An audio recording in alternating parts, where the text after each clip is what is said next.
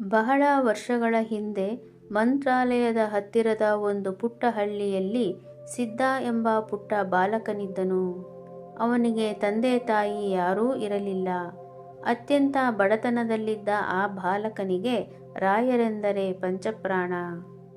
ಊರಿನವರು ಮಂತ್ರಾಲಯಕ್ಕೆ ಹೋಗುವಾಗ ಅವನೂ ಕೂಡ ಅವರ ಜೊತೆ ಸೇರಿಕೊಳ್ಳುತ್ತಿದ್ದನು. ಅವನಿಗೆ ಮಂತ್ರಗಳಾಗಲಿ ಸ್ತೋತ್ರಗಳಾಗಲಿ ಬರುತ್ತಿರಲಿಲ್ಲ. ಅವನು ಕೇವಲ ರಾಯರೇ, ನನ್ನ ಅಪ್ಪ ನೀವು ಎಂದು ಪ್ರೀತಿಯಿಂದ ಕರೆಯುತ್ತಿದ್ದನು. ಒಮ್ಮೆ ಮಂತ್ರಾಲಯದಲ್ಲಿ ದೊಡ್ಡ ಆರಾಧನಾ ಮಹೋತ್ಸವ ನಡೆಯುತ್ತಿತ್ತು. ಹಳ್ಳಿಯ ದೊಡ್ಡವರೆಲ್ಲರೂ ರಾಯರಿಗೆ ಅರ್ಪಿಸಲು ಹಣ್ಣು ಹಂಪಲು ಬೆಳ್ಳಿ ಬಂಗಾರಗಳನ್ನು ತೆಗೆದುಕೊಂಡು ಹೋಗುತ್ತಿದ್ದರು. ಸಿದ್ಧನ ಬಳಿ ಏನೂ ಇರಲಿಲ್ಲ. ಅವನು ದಾರಿಯಲ್ಲಿ ಹೋಗುವಾಗ ಸಿಕ್ಕ ಒಂದು ಸುಂದರವಾದ ಕಾಡು ಹೂವನ್ನು ಹಿಡಿದುಕೊಂಡು ಇದನ್ನು ರಾಯರಿಗೆ ಕೊಟ್ಟರೆ ಅವರು ಖುಷಿಯಾಗುತ್ತಾರೆ ಎಂದು ಮುಗ್ಧತೆಯಿಂದ ಹೊರಟನು. ಆದರೆ ದೇವಸ್ಥಾನದ ದ್ವಾರದಲ್ಲಿದ್ದ ಜನರು ಅವನ ಬಡತನವನ್ನು ನೋಡಿ ಒಳಗೆ ಬಿಡದೆ ಗೇಲಿ ಮಾಡಿದರು.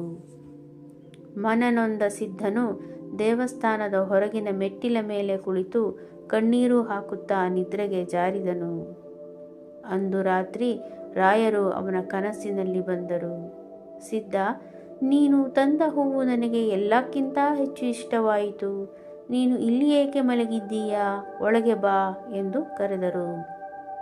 ಎಚ್ಚರಗೊಂಡ ಸಿದ್ಧನಿಗೆ ದೇವಸ್ಥಾನದ ಬಾಗಿಲು ತಾನಾಗಿಯೇ ತೆರೆದಂತೆ ಭಾಸವಾಯಿತು. ಅವನು ಓಡುತ್ತಾ ಹೋಗಿ ತನ್ನ ಕಾಡು ಹೂವನ್ನು ಬೃಂದಾವನದ ಮೇಲೆ ಇಟ್ಟನು. ಮರುದಿನ ಬೆಳಗ್ಗೆ ಅರ್ಚಕರು ಬಂದು ನೋಡಿದಾಗ ಬೆಲೆ ಬಾಳುವ ಹೂಗಳ ಮಧ್ಯೆ ಆ ಪುಟ್ಟ ಕಾಡು ಹೂವು ಅತ್ಯಂತ ಪ್ರಕಾಶಮಾನವಾಗಿ ಹೊಳೆಯುತ್ತಿತ್ತು. ಸಭಾಂಗಣದಲ್ಲಿದ್ದ ಪಂಡಿತರು ಮತ್ತು ಜನರು ಇದನ್ನು ಕಂಡು ಆಶ್ಚರ್ಯಚಕಿತರಾದರು. ಸಿದ್ಧನನ್ನು ಹೀಯಾಳಿಸಿದವರಿಗೆ ತಮ್ಮ ತಪ್ಪಿನ ಅರಿವಾಯಿತು. ರಾಯರು ಕೇವಲ ಶ್ರೀಮಂತಿಕೆಯನ್ನಲ್ಲ, ಭಕ್ತನ ಮುಗ್ಧತೆಯನ್ನು ಮೆಚ್ಚುತ್ತಾರೆ ಎಂದು ಎಲ್ಲರಿಗೂ ತಿಳಿಯಿತು. ಸಿದ್ಧನಿಗೆ ಅಂದಿನಿಂದ ಮಂತ್ರಾಲಯದಲ್ಲೇ ಆಶ್ರಯ ಸಿಕ್ಕಿತು. ಅವನು ರಾಯರ ಸೇವೆಯನ್ನು ಮಾಡುತ್ತಾ ಅಲ್ಲೇ ತಂಗಿದನು.